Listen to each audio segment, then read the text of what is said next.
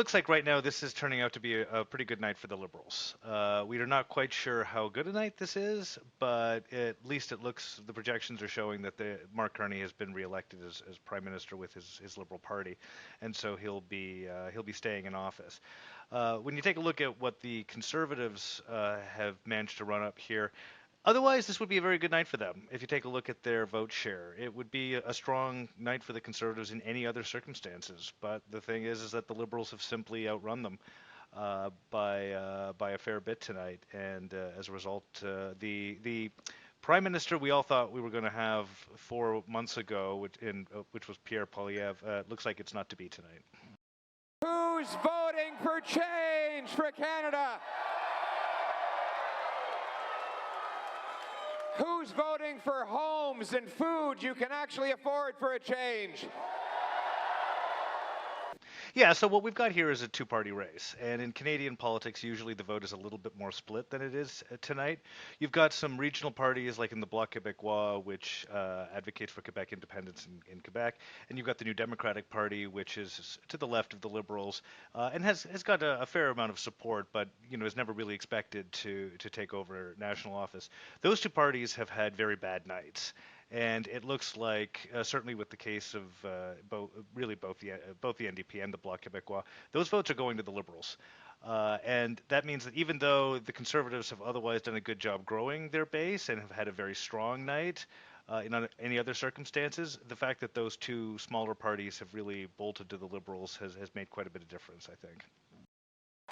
And he's going to help make America healthy again.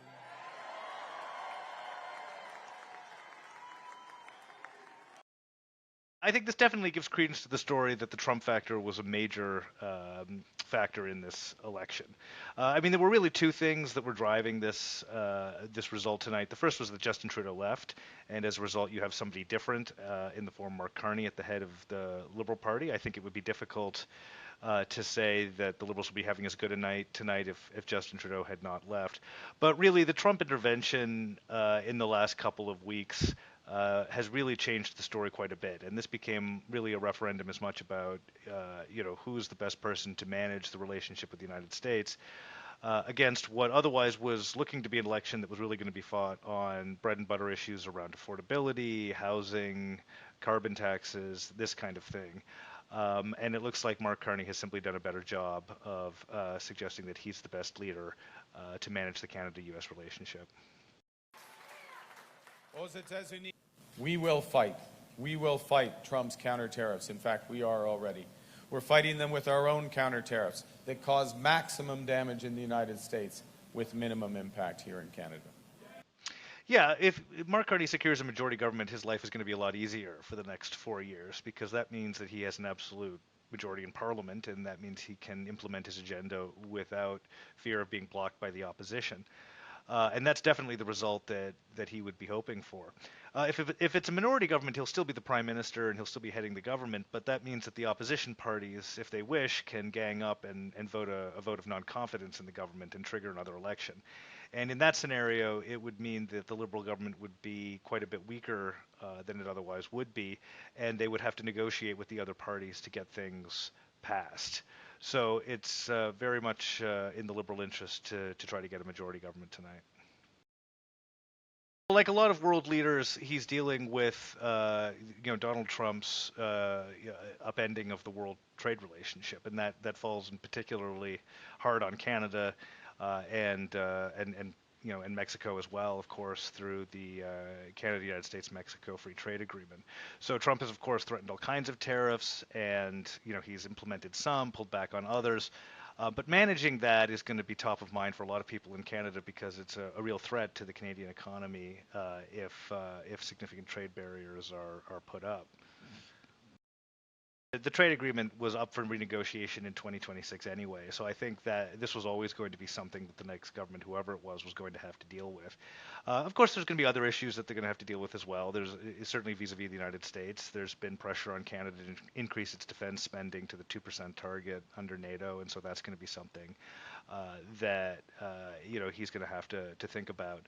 And of course, he's going to have to, show Canadians that he's reaching out to other partners to develop new markets, and he's doing things domestically to ensure that Canada is resilient in the face of these kinds of pressures.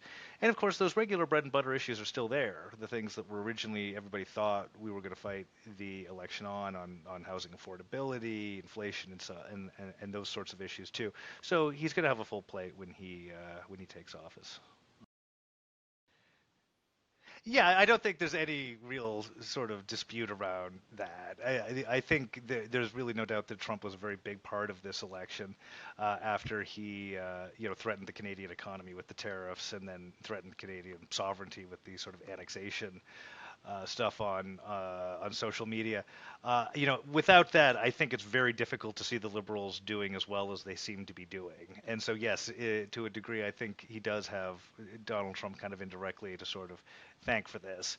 But you do also have to remember that he is kind of the change face as well, because he is not Justin Trudeau, who was heading for, all the polls suggested, a very sizable electoral defeat. So, although this wasn't completely unexpected, we had seen these huge swings in the last couple of weeks. If you zoom out a little bit and go back maybe a year or 6 months, it's an extraordinary turnaround for the Liberals.